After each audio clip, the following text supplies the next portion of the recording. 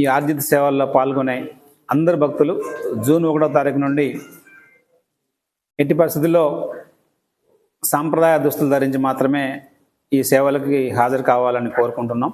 అది ఖచ్చితంగా అమలు చేయడం కోసం దేవస్థానం నిర్ణయం తీసుకుంది. సో కాబట్టి ఆర్జిత సేవల్లో బ్రేక్ దర్శనానికి వచ్చిన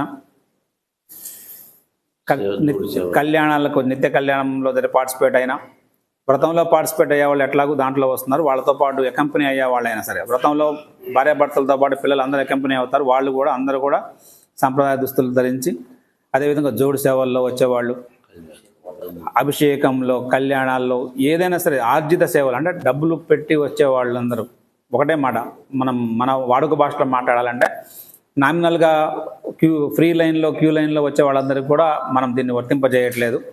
ఈ ఆర్జిత సేవల్లో వచ్చేవాళ్ళు ఎట్టి పరిస్థితుల్లో కూడా సాంప్రదాయ దుస్తులు ధరించి వచ్చి సాంప్రదాయాలను నిలబెట్టుకుందాం,